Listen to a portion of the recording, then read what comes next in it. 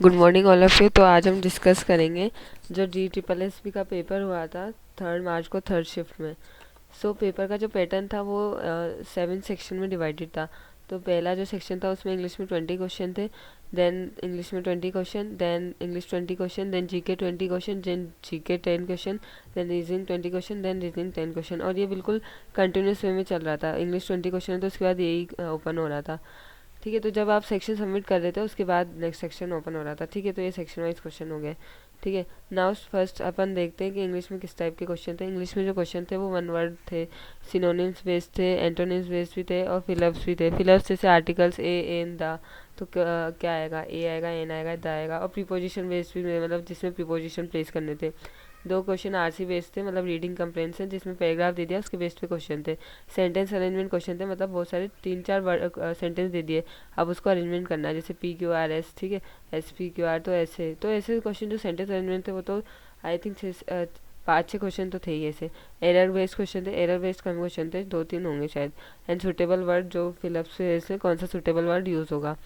तो सिनोनिम्स और antonyms, one word जैसे गवर्नमेंट बाय नोबल्स हो गया। ठीक है, तो ये वन वर्ड भी थोड़े सिंपल से ही थे। नेक्स्ट था होमोनिम। होमोनिम का भी एक क्वेश्चन था और स्पेलिंग के क्वेश्चन थे कि करेक्ट कौन सा, इनकरेक्ट का भी एक क्वेश्चन थे। ठीक है, तो करेक्ट और इनकरेक्ट बेस्ड ये भी क्वेश्चन थे। नाउ नेक्स्ट आते हैं जीके पे। जीके पे जो सवाल थे वो एक तो डेल्टा वाला कोई क्वेश्चन था कि डेल्टा, ये जो डेल्टा है ये कहाँ पर है, ऐसे कुछ था स्टेट का। देन एक फेस्टिवल है जो बुल फेस्टिवल, तो वो पूछा था, नाम दे रखा था, वो मेरे को पता था बुल फेस्टिवल है, तो वो कौन सी स्टेट में मनाया जाता है। एक क्वेश्चन ये भी था कौन सी रिवर है जो सिर्फ इंडिया में ही फ्लो करती है। दो क्वेश्चन 2011 सेंसस से बेस्ड थे, तो वो थोड़ा डिटेल में पूछा गया था। जैसे आई थिंक ये क्वेश्चन था मिजोरम, मणिपुर, तो उनके SC ST या कुछ उनका परसेंटेज पूछा था पॉपुलेशन का, तो वो मैचअप वाला था, एक सेंसस और एक वैसे भी था, तो डिटेल में थे वो क्वेश्चन। नेक्स्ट करंट अफेयर्स का जो क्वेश्चन थे वो 2021-22 में, मेरे हिसाब से पुराने 2024 के तो नहीं थे ना, 2023-22 के क्वेश्चन थे करंट अफेयर्स के जो क्वेश्चन थे।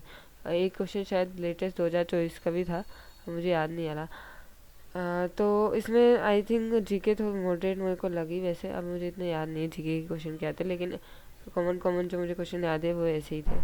तो करंट अफेयर्स मतलब ओल्ड ईयर के भी आ रहे थे। रीजनिंग के जो क्वेश्चन थे वो coding decoding syllogism number series के भी थे, ऑड वन आउट भी था, वाटर इमेज के भी क्वेश्चन थे। पजल जो थी एक तो थी कि जिसमें 1 to 6 या 7 कुछ लोग थे, तो वो अरेंज करने थे, जो करने थे कॉलम वाइज। देन सर्कल के क्वेश्चन था, सर्कल में जैसे प्लेस कर दिए 6 पीपल को। फिगर कंप्लीशन का क्वेश्चन था, और ब्लड रिलेशन वाला भी क्वेश्चन था, वो मैंने लिखा नहीं है यहाँ पे, लेकिन ब्लड रिलेशन वाला भी क्वेश्चन था कि जैसे वो ब्लड वाला जो होते हैं क्वेश्चन। और नंबर सीरीज और लेटर दोनों कंबाइंड वे में जो क्वेश्चन पूछते हैं ना, वैसे क्वेश्चन थे। नाउ हम डिस्कस करते हैं कि things to be focused more. ठीक है, क्या चीज़ इंपॉर्टेंट है जो फोकस करें तो that will be beneficial. First of all sectional timing. तो सेक्शनल टाइमिंग बहुत इंपॉर्टेंट है, क्योंकि हमारे पास 2 घंटे हैं पेपर के लिए। ठीक है, और सेक्शन है 7। ठीक है, तो ऐसा मत करना कि किसी सेक्शन को ज़्यादा टाइम दे दिया। वैसे तो आराम से अगर नॉर्मली करेंगे पेपर तो हो जाएगा, लेकिन अगर किसी पार्ट में अटक रहे हो, ठीक है, तो कोशिश करो इतना उस सेक्शन में इतना टाइम मत दो, क्योंकि जब उस सेक्शन को सबमिट करेंगे तो दूसरे सेक्शन में आएंगे। तो मुझे ऐसा लगा, मैंने शायद थोड़ा है ना, मैं इस चक्कर में रीजनिंग में 4 से 5 क्वेश्चन अगर शायद थोड़ा सा और करती तो शायद 3 से 4 क्वेश्चन और रीजनिंग के मेरे हो जाते, वो मेरे छूट गए थे, तो वो थोड़ा मैंने शायद ज़्यादा टाइम दे दिया था। तो ये तो सेक्शनल का ध्यान रखना। और बाकी अगर जिसका भी पेपर है तो मेरे हिसाब से तो उसको सेंसस थोड़ा अच्छे से बना लेना चाहिए 2011 का। बाकी वन वर्ड जो मोस्ट इम्पोर्टेंट जो गवर्नमेंट वाले होते हैं वो वाले, और जिसमें सबसे ज़्यादा प्रॉब्लम होती है उस पार्ट को अच्छे से करो। और जो फेस्टिवल वाली लिस्ट पढ़ लो, और जो करंट अफेयर्स में मोस्ट इम्पोर्टेंट अवार्ड वाले क्वेश्चन हो गए। ठीक है, और रिवर के भी क्वेश्चन थे। ठीक है, तो रिवर के जो मोस्ट इम्पोर्टेंट, जो most east west flowing rivers कौन सी थी ऐसे, तो ठीक है। बाकी लेट्स ऑल, थैंक यू।